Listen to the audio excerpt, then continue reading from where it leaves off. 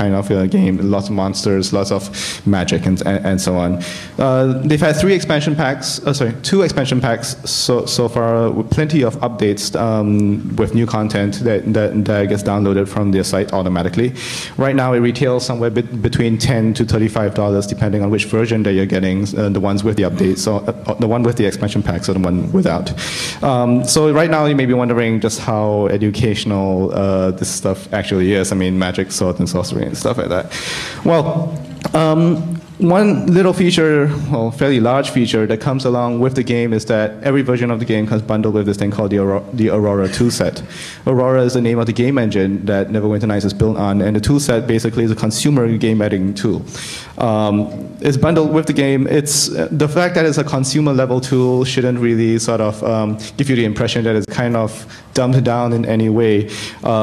Basically, it's designed so that someone who really doesn't know how to program or create a computer game, or any of the skills that are necessary for programming, will be able to still put together a basic Neverwinter Nights level in the game. And for people who do know how to program and customize character behavior and want to get into a bit more of the high-level stuff, can actually use all those skills to create a very complex game, because there's entire scripting language in there that's pretty powerful. In fact, the entire original game was actually developed using the toolset, according to the folks in BioWare Corp, who are the people who designed the game.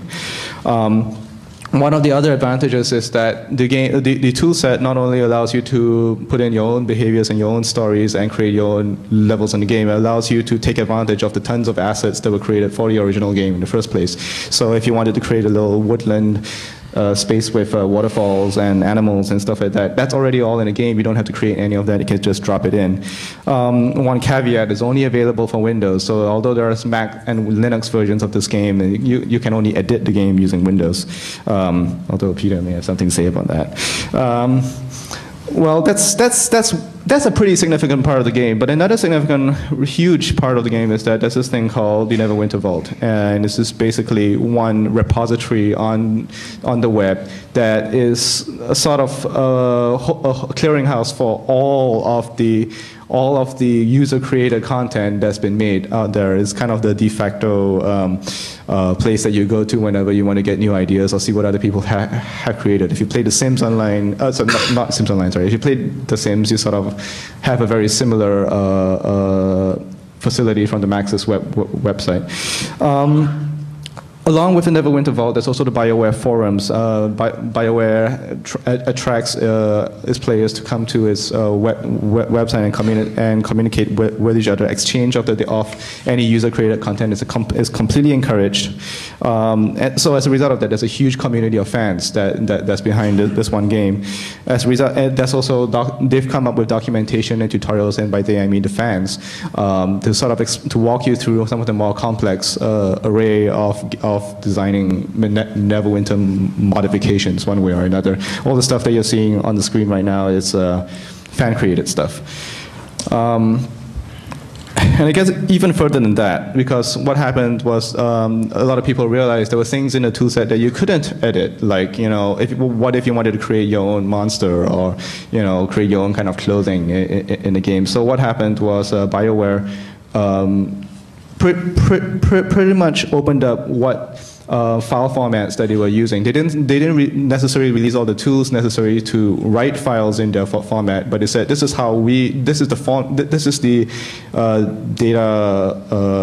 the documentation of how our files are put together. If you want to go ahead and write a program to allow you to edit that, go ahead.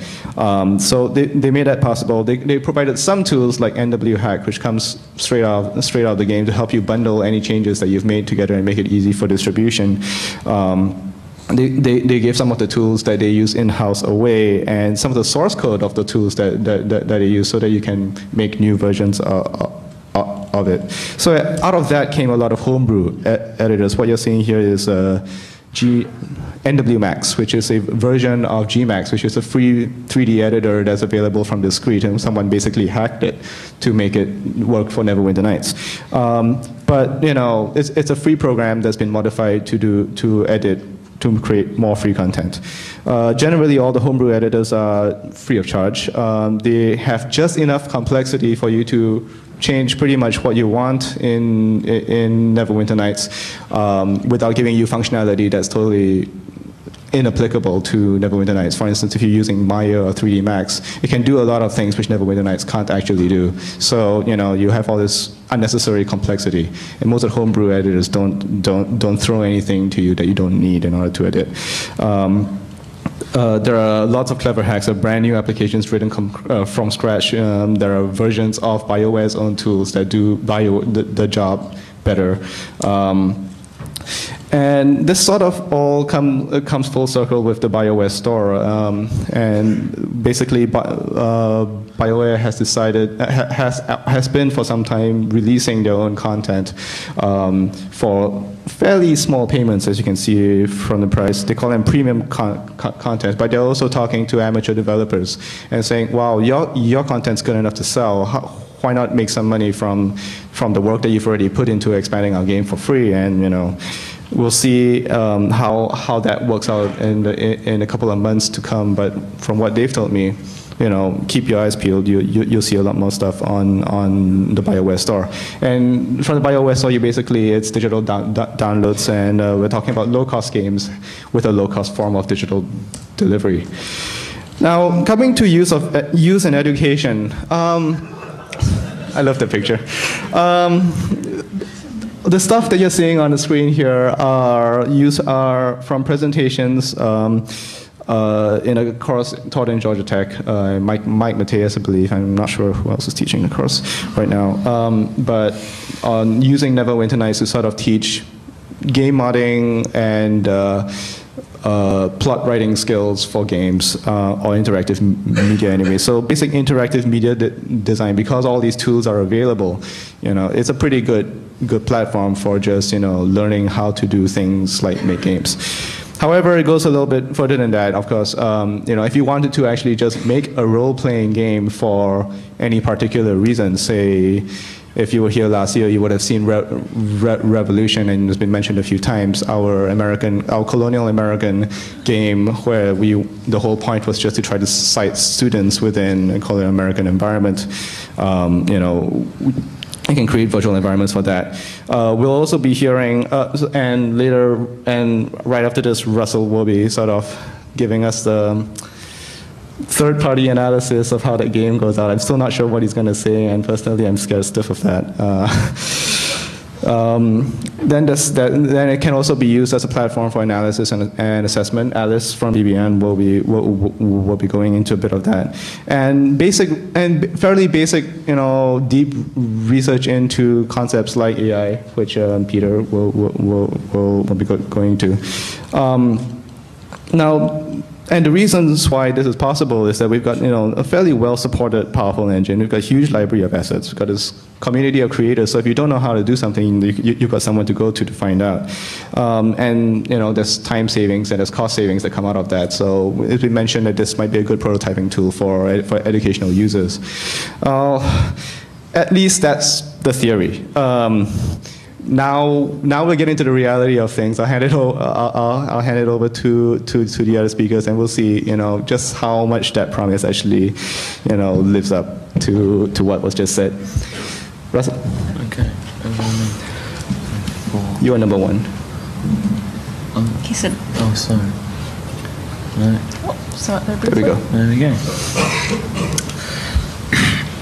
Okay, so my name's Russell Francis. I'm from Oxford University Department of Educational Studies, but for the last 2 months I've been based at the Comparative Media Studies Lab, working with the team, setting up workshops to try out Revolution with homeschool groups, with a view to trying to try it out in a classroom, which has been developed by a whole team of people, including Philip, Nick Hunter, who's done most of the coding, Brett, Professor Henry Jenkins, and a whole bunch of other people, including Kurt Squires and Matt Wise, who wrote the original design documents. So today I'm just going to give you a brief overview of the game for those. Can I just have a show of hands? Who has never seen any of Revolution before? Right, so I will give you a brief overview of the game. Then I'm going to talk about, I'm not going to get into the technical details, I'm going to talk about what a games-based pedagogy might look like, and then I'm going to share some initial findings and samples of students' work. It's very much work in progress, so I haven't come to any firm conclusions yet, so I really wanted to show you rather than tell you what this project is about. So for those not familiar with the project, Revolution is a simulation that recreates the experience of living in 18th century colonial Williamsburg, the capital of the British colony of Virginia, when the tensions between the Patriots and the Loyalists were beginning to mount. This is set at a time prior to the outbreak of war. The idea is to let students relive history. It's a mod of Neverwinter Night, but whilst students are engaged in a form of situated roleplay, neither victory in combat nor the accumulation of experience points provides the main impetus for playing. Rather, the game provides a rich and immersive experience of virtual embodiment, which then provides a base for a range of activities, this is how I see it, that can be devised to teach students about aspects of social history. Unlike role-playing games that are often played for hours on end, Revolution is specifically designed, broken down into discrete episodes designed to last about 40 minutes, so they can be incorporated into the structure of a traditional one-hour classroom lesson. And it's important, perhaps, to emphasize, as I see it, that it's just a resource that can be used to complement a range of other resources, like textbooks or films or primary historical documents. Although there are plans, we haven't really made a great deal of progress with it, as such, to embed primary historical documents into the gameplay itself. So I'm going to take you through a brief tour of the game. There are 7 characters who represent people of different social classes, trades, races, and political affiliations, from Robert Carter Nicholas, who's the town lawyer, and who starts the game in the courthouse, to Margaret Chadwell, a common serving maid in the local tavern. Most of the characters start the day doing routine everyday jobs in kitchens or workshops, like Catherine Grimes, a patriotic seamstress who you see here, or William Waddle, who is a blacksmith and he works in his foundry, as you see here. In the kitchens and workshops, players learn about the tools and techniques involved with their trade. They each have personal goals, which might include cooking, crafting, collecting signatures for a petition, or making rifles for the local militia. Later, they might venture into the local market, should start up in a minute, where they'll start to mingle and interact with dozens of ordinary townsfolk controlled by the computer. Here you see various rumours that have started to spread around the town. It's rumoured that Lord Dunmore has confiscated some of the gunpowder from the magazine, an event that has sparked a considerable degree of unease amongst the patriots, who plan to meet outside the courthouse to discuss what action should be taken. But there are also slave characters who remain somewhat periphery to the main political narrative and work out on Stedman Farm. 2 students play the slave characters Dan and Hannah, and they have a very different experience of playing the game. And they become embroiled in a plot which involves helping a runaway slave who's hiding out in Dan's shed to escape before the Richmond militia catch up with him. At midday, there's a meeting outside the courthouse where people discuss what should be done. The community is divided between loyalists, moderates, and militant patriots who have mixed views about what should be done. It remains the job of the lawyer, Robert Carter Nicholas, to try and dissuade the crowd from resorting to violence. But if he says the wrong things, he's accused of being the governor's lackey, and the locals revolt. And you end up with a sort of rather dramatic sort of finale to the day's drama, where there's a confrontation outside the gates of the governor's mansion. Okay, so as you can see, the game creates a fairly compelling and engaging immersive experience in which students can develop a form, arguably, of empathy for their virtual personas that they take on. The graphical richness and attention to detail clearly remains important. The decision to mod from the Aurora engine was a huge bonus in this respect, as it enabled the rapid development and prototyping of Revolution. Further, the infrastructure provided by the Aurora engine allowed multiplayer support and provided a set of variables that enabled the designer to provide a set of constraints and affordances that determine the range of interactional possibilities between two characters. In Neverwinter Nights, where these variables might specify the type of interactions possible between, for example, a good and evil character, here they're used to model social class and political affiliation, variables that will affect the kinds of interactions possible between players. So in effect, we have the beginnings of a simulation that is attempting to model a complex social system, albeit one in which the essential dynamics are decided upon in advance by the designer. By being situated in this world, the student is able to experience concepts such as class, friction between political factions, or the strategic importance of having access to information in a very concrete way, where previously these ideas could possibly only be conveyed in the abstract through the use of traditional media like textbooks. Having said that, let me put my sort of teacher's hat back on and talk about the learning objectives. As the other teachers who have presented here have also emphasised, I think just to let the kids play the game doesn't really provide an educational experience in itself, although a lot of learning occurs. The challenge that I've really been up against is working out how to devise a sort of a games-based pedagogy which helps to take this experience and turn it into a genuinely sort of educational experience where students are forced to consider and think about these learning outcomes that I have on the board in a fairly sort of deep and reflective way.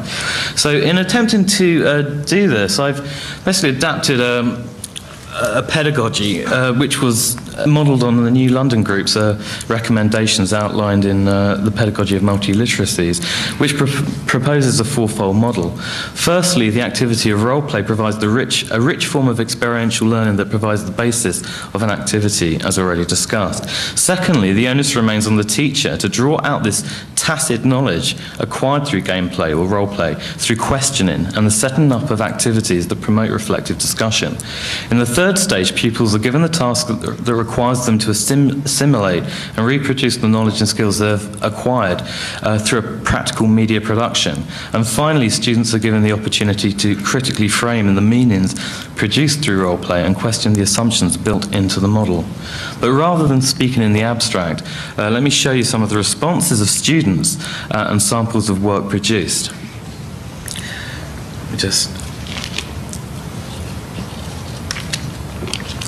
These responses are taken from the first workshop that I did with a fairly small group of homeschoolers who came into the lab at MIT. This is a response from Josh, a stimulated response, sort of recorded whilst he was actually working through the game, playing the game. At the most basic level, his response suggests that he's beginning to acquire a basic understanding of how an 18th century town might have differed to a modern-day American town. In response to a question, he notes that there were no really tall buildings, that the townscape is mostly flat and green, and that they didn't have cars but instead walked around on dirt roads like the deputy who patrols the streets with his little lamp. Just by being situated in this virtual world, he appears to have acquired a considerable degree of tacit knowledge about what it might have been like to have lived at those times that can easily be drawn out by some simple questioning. Interestingly, note the confusion of the present and past tenses. He uses the word now to refer both to the time within and outside the game world. Unlike a film text, the act of role-playing a character seems to draw him in, so he begins to experience it in the present. In a very different example, taken from a post-game discussion that was, we have a 13-year-old African-American girl talking about her experience of playing Hannah, the house slave character. She seemed to empathise very powerfully with the character who she'd chosen to play herself. That was quite important. And she talks about how it feels when you don't really have a say in the matter. The experience of playing the slave character impressed upon all students who played them that the political dispute over taxation was of little concern to them. Instead, this student talked about her sense of alienation, not just from the white folk, but from the other field slave characters, arguing that What you don't really have is as much support as you'd like, because being a house slave, they call you names. Interestingly, name calling doesn't actually occur in the game. Nevertheless, she appears to be filling in the story, imagining that the other slave characters are ridiculing her. She talks about her sense of split loyalties to her master who actually compliments her, and the field slaves, Tom, the runaway, who she wants to help. Sorry. On one side, you don't really want to get on the master's bad side because he can beat you. On the other side, the slaves, they ridicule you and are being mean, so you try and pay them back by helping them out. I think this raises a very interesting point about what Jim G has referred to as a third being created in virtual roleplay. This third being is created out of the attributes and characteristics of the virtual avatar and the knowledge and experience that the player brings with them to the character. The interesting point here is that the experience of playing different characters with different outlooks and different worldviews might vary considerably for different students playing the same character. The girl's grandmother thought it would be very interesting for Caucasian American students to role-play African American characters at this time, and it would give them access to, or give them the idea that there were other stories to be told from the period that are arguably marginalized by traditional textbook media. How am I doing for time? Just keep it fast. Okay. So here we have a Caucasian American girl who also played Hannah, and she's talking about her sense of frustration that she couldn't get access to information. When she attempted to talk to the other characters and ask them questions, most would simply respond, "Remember your place, slave." Interesting, she infers this is how it might well have been for lower class characters. When asked, she says, so maybe if you were lower class, she wouldn't know what was going on. So she's made that sort of inference for herself. She is beginning to make this connection between someone's social status, their access to information, and their political agency or influence or capacity to have an influence on political effects. And I think that's quite interesting. If we move on, another extract from a post-game discussion, we have students discussing the relationship between class, profession, and access to information, which emerged as a dominant theme. When a 12-year-old student playing Margaret Chadwell was asked what she found out, Chadwell asked what she found out about what was going on in the town, she complained that she had to stay in the kitchen all the time, and this is actually what this character has to do. Interestingly, though, her older friend interrupts and starts saying, yes, but you talk to people. And this leads on to an interesting discussion where she effectively points out that she had more access to information when she was working as a serving maid in the local tavern than she did when she was circulating in the market. And she starts to form this little hypothesis that maybe someone's locality and their job would give them access to information that might circulate more freely or openly in a domestic space than it would do in a public space like the market. Okay. So as you can see from these selected samples, the experience of playing provided a rich and immersive experience that supported a fairly inclusive whole group discussion. It's important to emphasize that the students participating in that discussion ranged from 12 to 15. Some had learning difficulties. All of them were all able to contribute at a fairly high level to the discussion that emerged afterwards. The modality of the medium seemed to give them access to these fairly abstract concepts that they could then discuss in a fairly meaningful way. Again, you possibly couldn't do that with a textbook. The third stage in the strategy that I was referring to involves getting them to take the knowledge that they've acquired and then reproduce that in a media production. You can do this in a very simplistic way by asking them to write a diary, which I did in the first workshop, as you see here. And although it's a fairly straightforward diary, they needed no prompting. They could just do this very, very easily without any scaffolding or direction whatsoever. And it does actually touch upon themes such as the dedication to non-violent protest, the moral dilemma that results when her character is being asked to make a key to unlock the door to a shed where the militia suspect a runaway slave is hiding out, and the rough treatment she receives from the redcoat soldier despite her neutrality. So even though it's a first-person diary entry, she is touching upon these fairly broader social themes. But I think it's a shame that having engaged in this multimodal kind of learning experience, you then go back to traditional media to get them to do a creative production. So what I'm actually trying to do now, and I've had some success with this, is get them to make some little machina movies based upon their experience of playing the game. Here you see a screenshot of images collected from,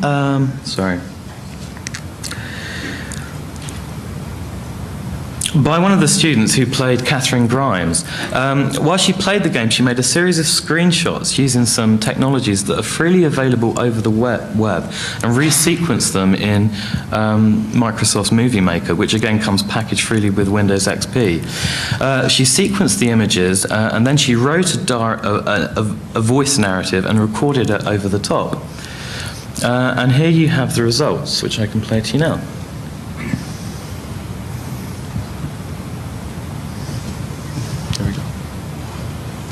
My name is Catherine Grimes, and I'm a seamstress. My daughter, Betty, and myself have a small shop. I mightn't seem it, but I'm a patriot. Today, a patriot saw after me to sew a fake red coat, so he mayhaps can swipe some ammunition from Lord Dunmore's magazine. The Lord's actions are utterly unloyal to his town. To acquit his actions, we shall have a debate today concerning that topic.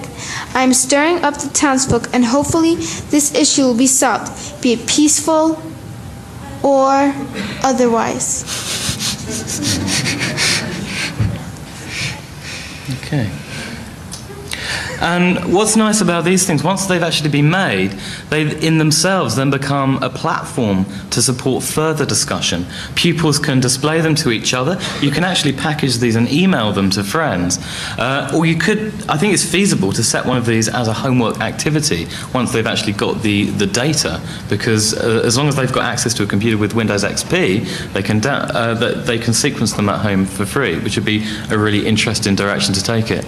But it also raises the question that although this started off as a project to teach history, here we have activities that start to link in all sorts of other subjects and that seem to be developing media literacy, learning about using digital tools, and also thinking about sequencing narratives, creating their own stories, which all become interlinked with these historical themes that they're meant to be exploring.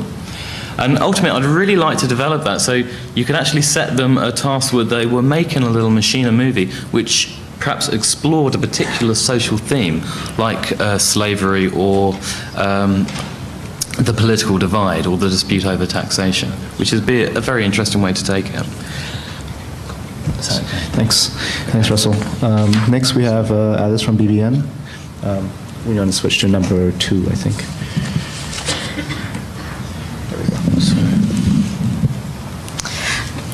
Hi, I'm Alice Leung from BBN Technologies. It's a little bit of a different company than some of the groups that have been speaking here. BBN is primarily a software contract research firm, and our customers are mainly government agencies. This project, a game-based testbed for culture and personality research, was sponsored by the Defense Modeling and Simulation Office, the Air Force Research Lab, and the Army Research Lab. And this testbed we came up with as a research tool for studying behavior using Neverwinter Nights, a commercial game, to take advantage of the existing resources in this commercial game so we didn't have to start from scratch. And I think that some of the characteristics that we used in this game may be some of the same features that you might find useful as a student or as a teacher.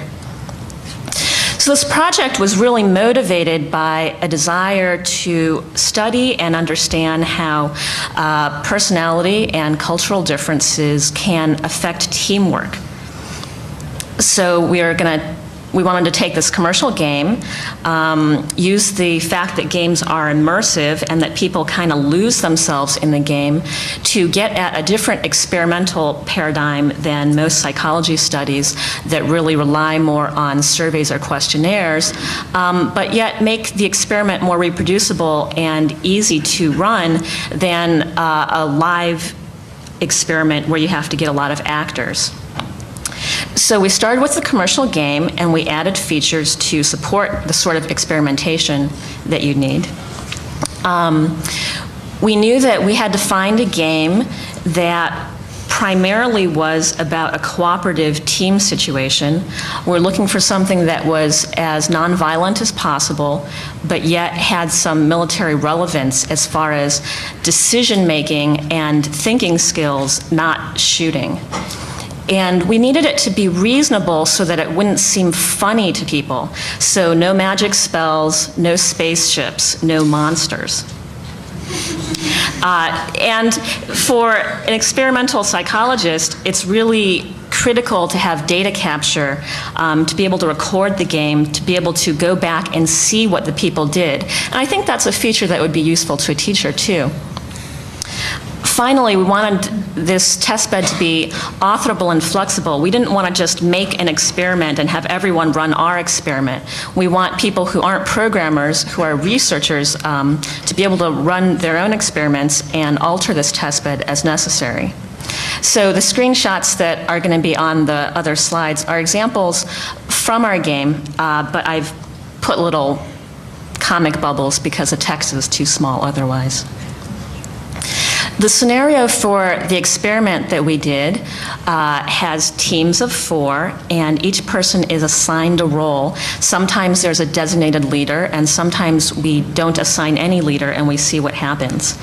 And their task is to go through this town and look for hidden weapons caches, both inside and outside of buildings.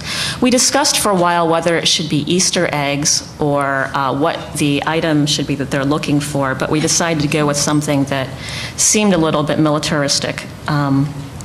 Because these people have different roles, they're motivated to communicate and coordinate with each other, and they all know the different costs and rewards that are involved in the game.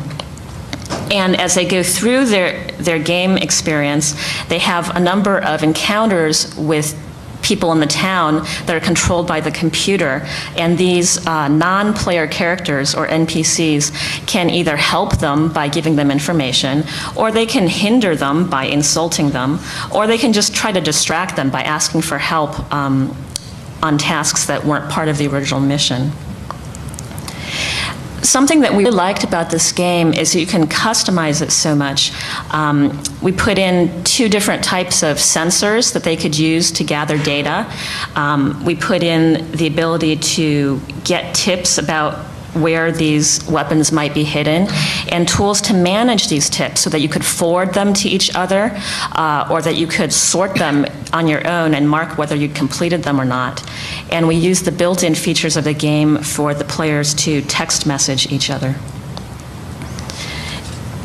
The series of experiments we ran to pilot this testbed used teams of either Americans or Chinese men, 18 to 35, and we looked at both the group of 4 and what would happen if a person had a single-player version of it.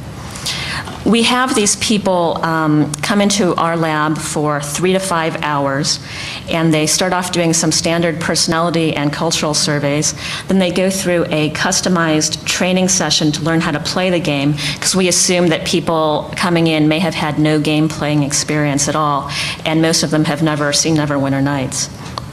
During the whole time, during both the training time and the planning phase and task execution phase, we record all their data. We've gone through 16 groups for usability and piloting. That's where we had extensive interviews with them to ask them about parts of the games that worked or were confusing or didn't work for them. And we've got data from 8 groups that we're now doing analysis on. So some of the features that Neverwinter Nights has that really supports experimentation very well, straight out of the box, there's this thing called the Dungeon Master mode. And this lets you be an invisible observer. You can be on a separate computer, and you can hop in and see what the different characters are doing. And not only can you observe, you can intervene if necessary. This can actually make up for some programming errors if you were to have any bugs in your program.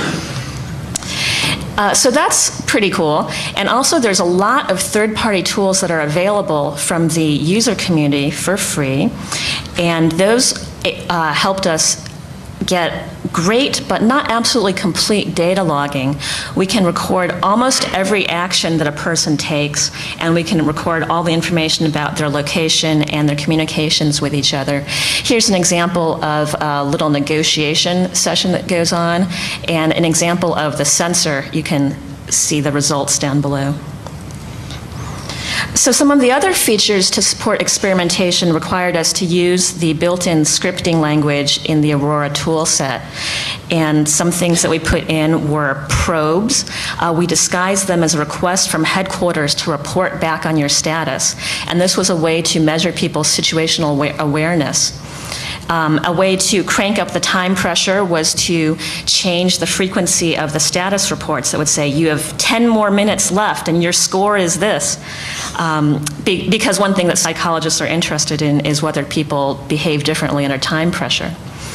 We wanted to have a lot of repeated encounters where the outcomes were kind of convergent, because you don't want teams to experience a completely different game based on initial choices.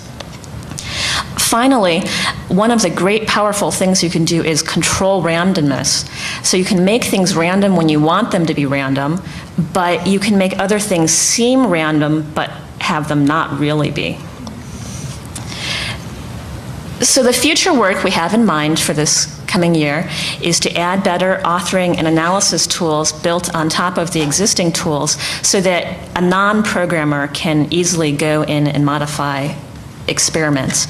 We're going to add the capability to record voice communications between players, add some culturally parameterized non-player characters that can act as your teammates, and support further experiments that are going to go on in some NATO countries as well as Korea.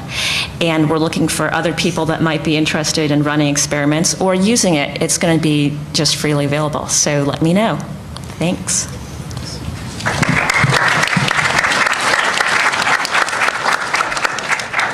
And now Peter from MIT Media Lab. There we go.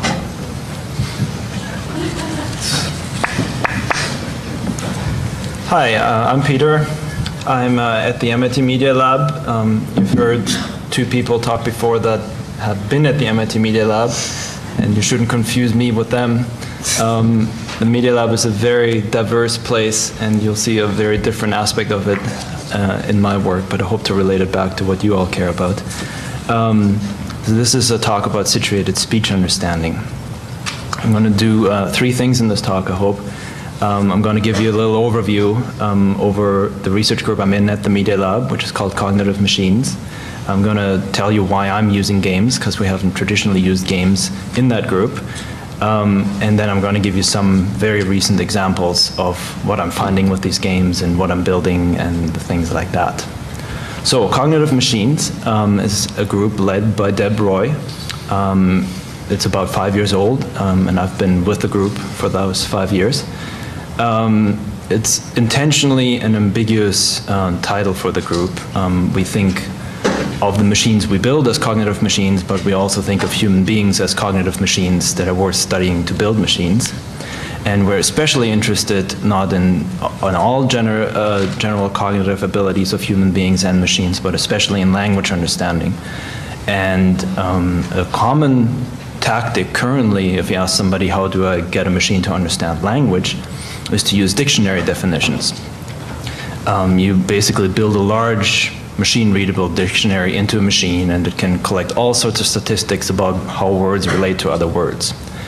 We believe there's an inherent problem with this. So this is an example where I'm looking up push in Webster's, and it tells me that push means to press forcefully against in order to move.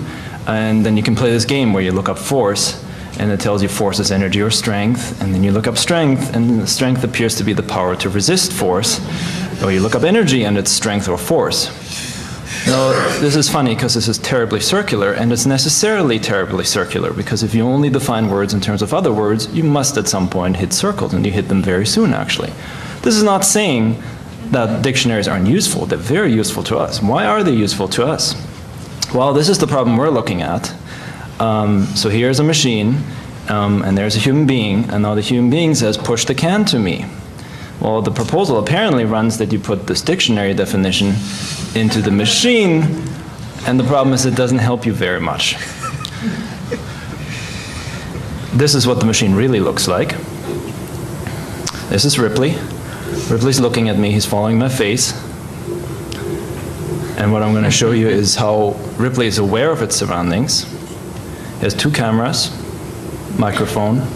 Ripley, touch the one on my left. And I said, Ripley, touch the one on my left. Now this is in Ripley's head, and this is his model of me looking at him, and now he knows to switch into my head, look at the table from my perspective, find the correct one that I'm talking about, and touch it. Ripley, touch the blue one. Do you mean this one? Or this one? Touch the one on your left. So here the opposite happens. He has to switch back into his own head. Ripley, pick up the green one. And another very important aspect of using embodied machines is that they can actually manipulate the world. Put that down. Even though they're not very good at putting them down yet. So we believe that embodiment, sharing a world with a human being that you're talking to, seeing the world like human beings, learning like human beings is absolutely essential to understand language like human beings, and in the end to communicate with human beings on their own level. So why games in this environment? So that's what we usually do. We build large robots and try to get them to learn language, interact with human beings, do all kinds of things. Well, there are a lot of reasons to go to games. Sensing and acting in the real world, as you saw from that clumsy pickup and put down, is very hard, and it's very much an unsolved problem. We're working on it, but there's ways to go before we have the abilities that human beings have. We're currently working on touch, and I tell you, your hands are really amazing. It's also very hard to expand from the little toy world you just saw with a couple of balls and a static robot to the world we're in right now with lots of people solving problems together, having discussions. Not totally clear on how to make that leap, except for very slowly and very incrementally. Designing a controllable environment in the real world is very hard. You saw that, you know, that table has a specific color that the objects can be seen against by the robot. It's hard to do that on a larger scale. Games are nice in that they solve all of these problems. So it's very easy to sense and act in a game compared to a robot. You can design and control environments. Added bonus is that you get lots of eager study participants because games are fun. And there's a big industry that is very interested in language understanding research in games. And of course, they're a huge amount of fun. So why Neverwinter Nights? Well, it's my fault. I suggested this whole games thing, and I was an avid player, and I still am, and I just love it. But you know, I obviously had good arguments from our supervisor, which were that it's a very rich world, social world, as we've heard in the previous discussions. You know, there's a lot of stuff already going on that people are talking about in the game. Players come in with the expectation to be solving puzzles and to be talking about them as they do it. There is a module editor. There are publicly documented file formats. We've heard all this. And I had already gone out and tried to remedy some of the mistakes BioWare made in writing their toolset for Windows only, and started writing an open source Linux and Mac OS X version of an editor that I'm still actively maintaining at the moment. So I knew that a lot of this stuff would be possible. Why not Neverwinter Nights? There's severe limitations to what I want to do with the game that put on by BioWare, because they, you know, mostly simply didn't think about that somebody might be using the game this way. So I hope for the next iteration, all the game companies out there will think about these kind of things. The game cannot be monitored, as we just heard from Alice, very easily. I mean, they do it. I think you do it within the game. You can, you know, do some logging, but there are problems with it. You can try to, you know, attach a lot of scripts to a lot of objects and log things out. It wasn't enough for me. I really needed constant information all the time, and BioWare only allows the official client basically to do that. So what I did is I went in and I actually bit the bullet, and I byte by byte started decoding the client server protocol of the game. This is not a fun thing to do. Don't try it at home. So I basically sat there, listened in on the network interface, clicked somewhere in the game, saw what the bytes were that scrolled by, and by now I have a pretty complete idea of at least what the server's saying to the client, which is the main thing I care about. And then the other problem was that I couldn't control characters within the game. The only way to externally control a character within the game is to use the official client, which wasn't really an option because I wanted a program to control this in the scripting language. I mean, I love BioWare, but they're certainly not designers of scripting languages. The scripting language, in many ways, is utterly horrible. That's in the game. So again, I had to work my way around this and basically design a way to completely hack this and have the character read commands from a database, and then actually have a very, very large script that only interprets those commands and makes the player do this. So there was a lot of hacking involved, but it's sort of working out at the moment. So that's what we're doing. We're getting a gamer, and we're having them play the game. We record what they do, and at the same time, I record speech. So that's how I get data. And then there's the large task of figuring out what in the world is in this data. This is the tool I use for annotating that data. At the bottom here, you see a timeline. It shows you when things happened, when the player said something, when they pulled a lever, when they opened a door, when they walked into another room, anything like that. Can you just keep on pressing on the other lever? That's what people might say in the game. This is a map that I'm rendering off the game. The red things are players, so I can actually replay the timeline as they step through it, because I need to figure out why in the world did they say that, what were they referring to, and the utterances are of a sort that you can't figure out what they're talking about without really looking at what was happening in the game. Then I do analysis on the utterance. I actually parse it. What you see here, I actually parse the thing, annotate the parse tree, a lot of very detailed analysis on this type of data.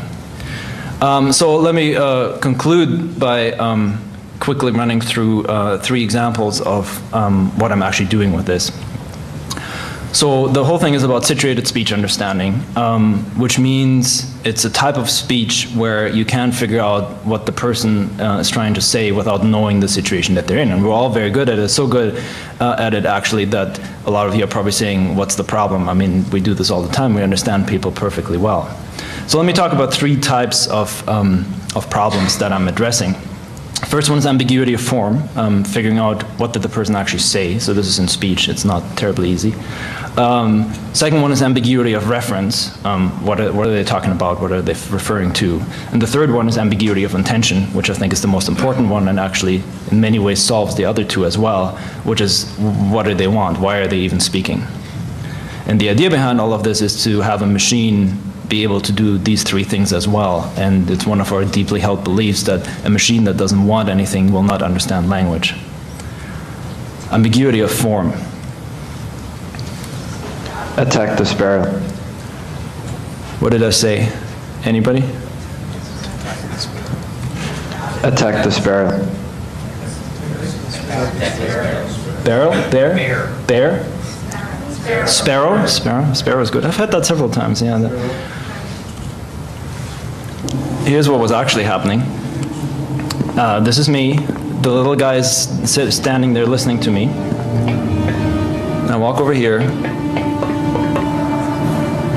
Attack the sparrow. Now notice, I'd love to have a mouse pointer here, but I don't appear to. Notice that I'm standing next to a barrel here. And this is what the speech recognizer hears. And the speech recognizer, interestingly, is as confused as you are. It says, you said attack this, and then you said something, very maybe? It doesn't say sparrow, maybe that's not in the vocabulary. Well, it says bear or barrel. It actually prefers bear slightly here. And the point of this is that this little character is now looking at this and saying, well, given where you're standing, where you're pointing, you probably didn't say bear. You said barrel. And takes it very seriously. Now, conveniently, over here, there's a bear.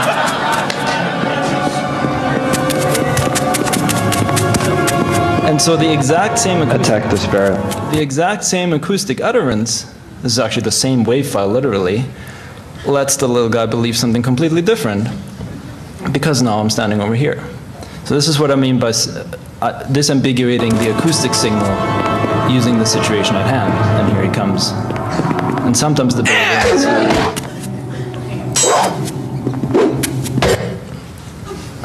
but let's stop just in case it doesn't.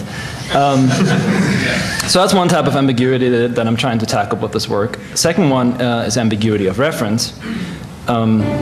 Same scenario, and I'll walk over here this time, and there's a chest. Unlock this chest. Now note that you may not find this utterance ambiguous at all, but there are actually two chests in the room, and in a lot of modern language understanding systems, they would be completely confused about which chest you are talking about. But here again, the point is, given where I'm standing, this should be an easy problem. And so in this case, the little guy comes running over and opens this chest for me. And then we also have another interesting phenomenon here, which is that this time the words are clear, but the same utterance actually means something different, even though it's the same words when I say it over here, because it's referring to a different chest. Unlock this chest. Now, this isn't surprising to you. You do this all the time, but to a computer, this is something that's usually not represented at all. The situation-specific meaning of an utterance is usually completely left out because there's usually no context in current language understanding systems. So finally, and what I think most importantly in many ways, let me talk a little bit about ambiguity of intention, and let me exemplify it again with this problem of that people aren't even saying things in my studies of like, can you help me, like unlock this chest? They often just say, can you help me with this? There's not even any real nouns in there. There's no descriptives, nothing. It's all completely referred to. In fact, often they just say open or something like that. Question is, what does the speaker want? And importantly, it changes. It very much changes. So how can you figure this out? I mean, there could be a chest right next to this guy, but he's probably not talking about opening the chest this time. So what you got to figure out is, what do people want to do in these games? And what I do here is I basically start building a very large plan recognizer that captures the puzzle that players are currently trying to solve. So for example, here is a puzzle where there's a lever and there's a door, and this is a two-player game, and after a while they figure out that the lever opens the door. And if you want to go through the door, you must open the door. So if somebody stands in front of the door and says, can you help me with this? Well, they probably want the door to be opened, but you gotta be able to figure out that they want to go through this, and to do so, there's this relationship, this physical relationship that holds in the world that you have to figure out, and that in this case an artificial agent has to figure out, and actually go over and pull the lever. So this is a relatively deep thing for a machine to be doing, is to say, where in the plan are they, what problem are they working on, and what do I know about the world to help them in this very situation-specific context where the words that they use tell me very little except for that they want to do something really. So that's the problem I'm looking at in my work, and I invite you to visit our website and see both our robots and our games work. There will soon be, I can't do it currently because this is the beautiful thing about studying games that are online. I'm actually currently, as I'm sitting here, collecting data. So the website describing all of this isn't online yet, because I don't want anybody that's actually participating to read it before they play the game. But soon there will be a website dedicated to all our work. There's more people using this game in my group, and I hope you check it out. Thank you.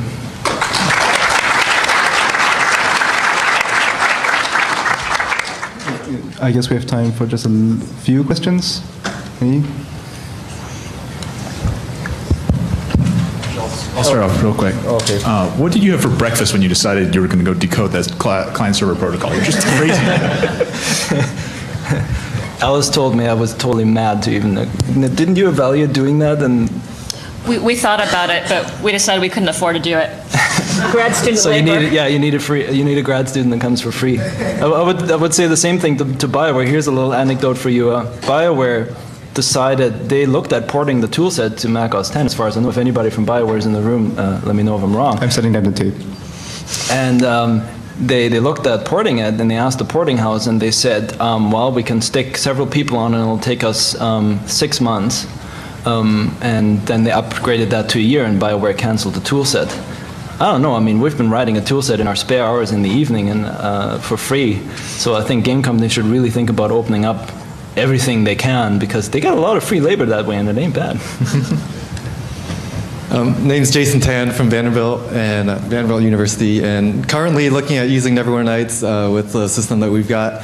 And my question is, a couple of you, I guess with the systems, you've mentioned that it's kind of, you referred to it as a prototype, and then you've talked about some limitations of the Aurora toolset, and I guess my question is, I guess at some point, if you find that you run into, you just can't do really what you want to do, what do you like? Do you just turn around and say, let's scrap this? And like for example, with Revolution, with getting the documents into it, if you can't get that, what are you going to do? I guess.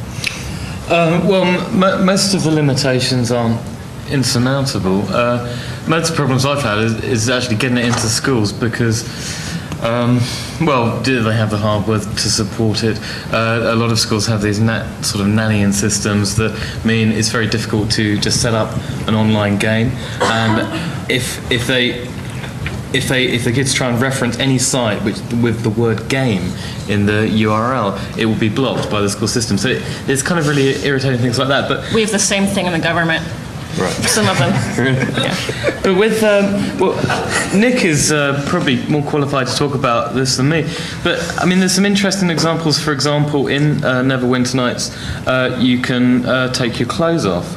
In Revolution, a character can take all their clothes off, and that's actually sort of a hangover from the Neverwinter Nights game, and it's something we couldn't easily just sort of get rid of. So Nick sort of just played around with it. So if someone does sort of take the clothes off and streak across the market square, they get arrested by the deputy. So you're constantly sort of playing around to try and take all these elements left over from you've inherited from Neverwinter Nights and try and sort of play around with them to incorporate them into what you're trying to do. So you get these really interesting emergent behaviors. I guess my answer to the question is if you're lucky enough to be at a highly technical school and have the knowledge to do this stuff, then there aren't really any limitations. But if you're not, then you ask somebody like me to do it for free. I should say that I came to this with the background of never having played any computer game at all before I started this project.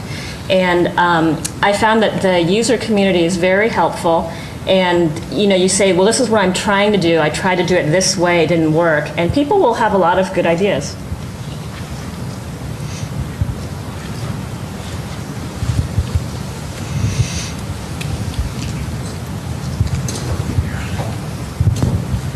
If there are enough of you using Neverwinter Nights and similar games and doing enough projects, at some point does it become worthwhile, rather than everybody working around the shortcomings and limitations, to actually sit down together, perhaps with the gentleman from Denmark, and work on an engine specifically for this sort of thing? Well, I guess yes and no. It was one of my big criteria that I wanted a large user base already existing without me spending a lot of time getting people to play this. And so it was somewhat important for me to have these thousands of users online out there already doing this in a very popular game.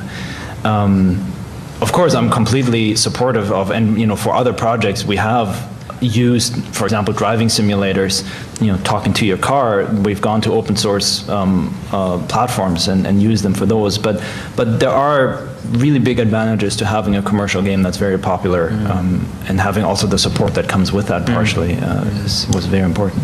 Yeah, the first part of our project was a game evaluation, and we spent many months looking at custom games and commercially available games. And I mean, it has some limitations here, but I think when you can do 98% of the things you can think of, without writing too much of the code yourself, that's pretty cool. Yeah, I spent several months evaluating one game and then ended up using it, so it has my vote too. But I certainly think the whole situation of you running up against a brick wall can be frustrating, and you say, oh wow, if we wrote our own engine, it would have, we would be able to solve this just by changing a few lines of code. And then you just forget that by using that commercial engine, you saved yourself many, many months right at the beginning, getting to the point where you've just run up against this brick wall. So, and it's been suggested, and I will concur that as someone who's worked on the Revolution project. It can be very interesting to try to design around the limitations, but of course you've got to be willing to do that. If it turns out that the criteria of your project in the first place is to get it done in a very specific way, then of course you need to be very, very careful while evaluating to make sure that the game engine is capable of giving you that flexibility. Yeah. When you were coming up with what you wanted students to take away from the experience of doing Revolution, how did you go about deciding what learning gains were going to matter to you? Did you look at standards? Did you talk to teachers? Did you just decide what you thought mattered about the Revolution? What happens when the English kids play it?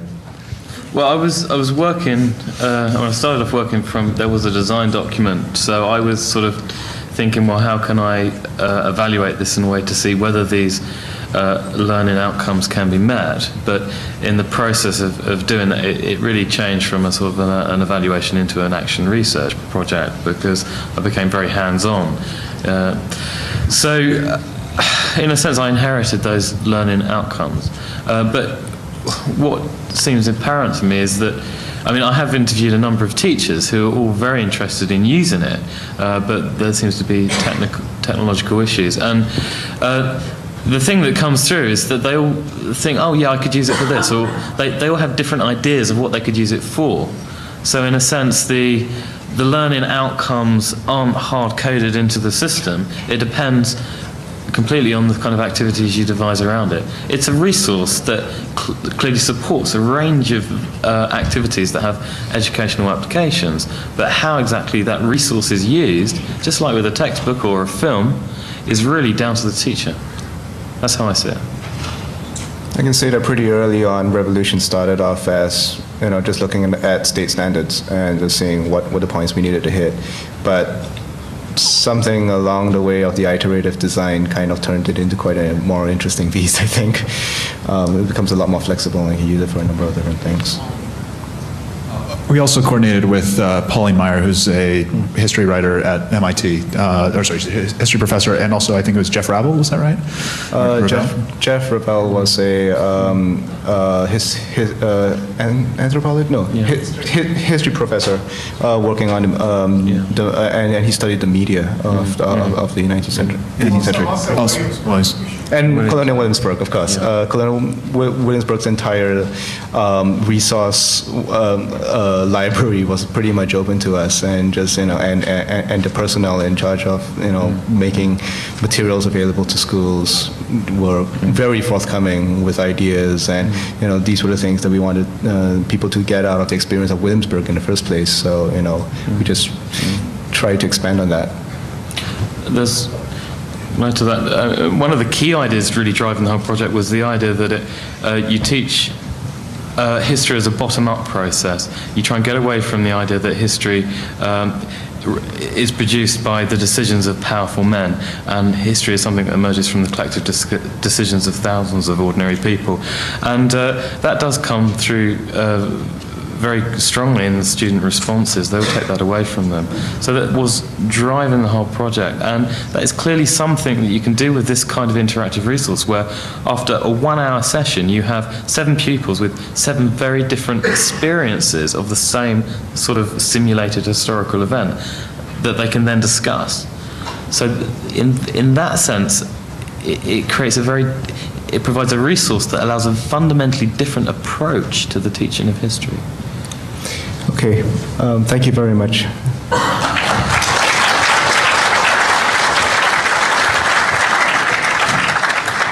Thanks.